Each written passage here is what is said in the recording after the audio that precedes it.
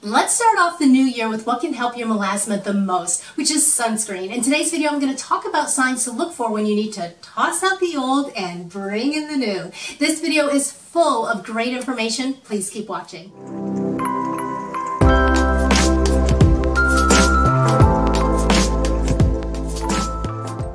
Hi, I'm Amy. Welcome to Invest in Your Face. If you are new to my channel, I post videos dedicated to topics related to melasma and how to manage it. If this type of content interests you, please subscribe, hit the notification bell, and check out some of my previous videos. Now let's get right into it.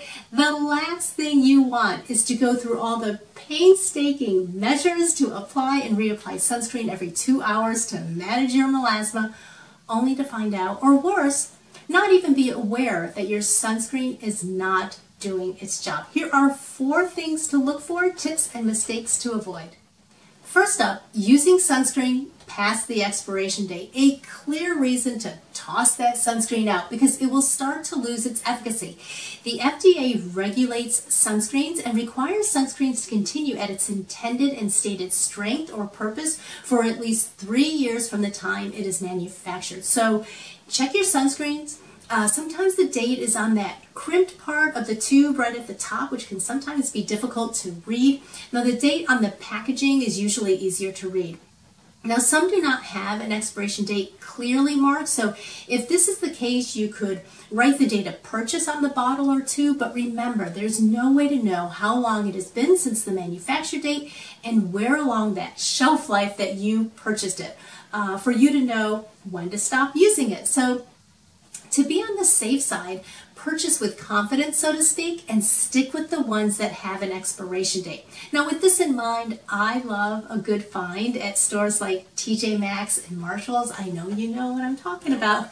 And that includes some of my favorite sunscreens at a discounted price. But at these stores, I always look for the expiration date on sunscreens right there on the packaging. If it's not there, I pass, because stores like TJ Maxx and Marshalls, as much as I love them, obtain products from many different channels, and there is no way to know for sure how long it has taken the products to get to that store. And I'm going to go off topic here sort of for just a moment. All that I'm saying about sunscreen and its expiration date applies to skincare and cosmetics with their best use by date.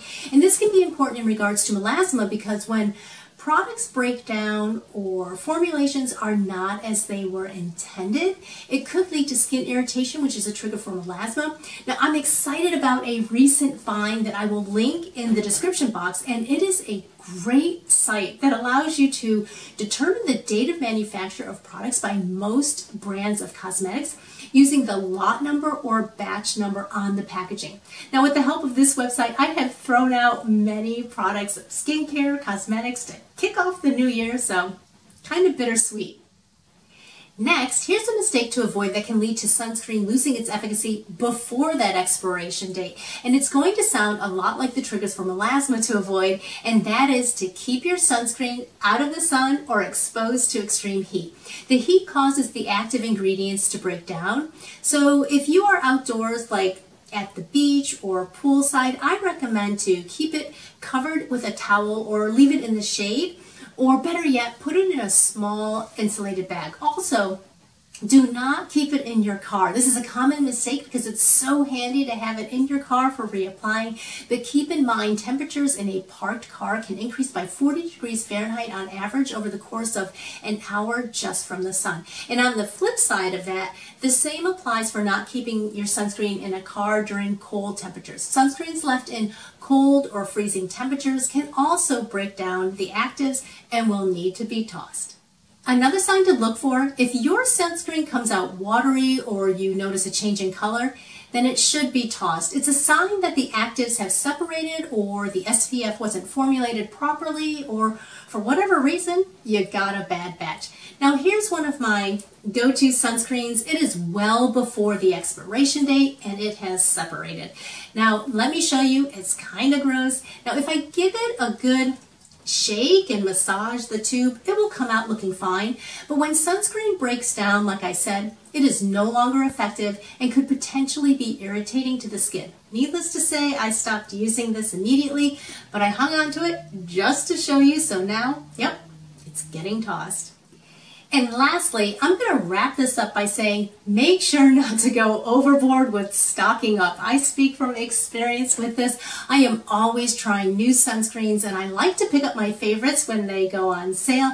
But keep in mind the expiration dates and the tips I talked about. I know it's not easy to toss out sunscreen because it seems like such a waste, but you want your sunscreen to stay fresh and do the job it's intended to do, which is to provide broad spectrum UVA and UVB protection that is so critically important for the prevention, treatment, and maintenance phases of managing your melasma.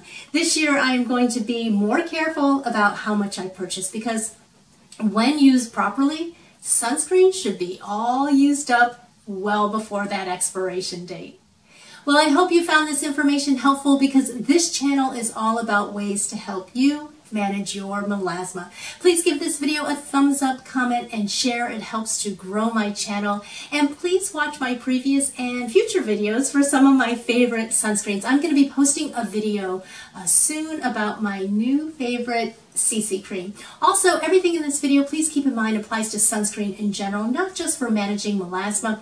Sunscreen is the #1 product that you can apply to help prevent sunburn, skin cancer, and premature aging. As always, a big thank you to my current subscribers for your continued support. Wishing you all good health in this new year, and thank you for taking the time to invest in your face. Bye.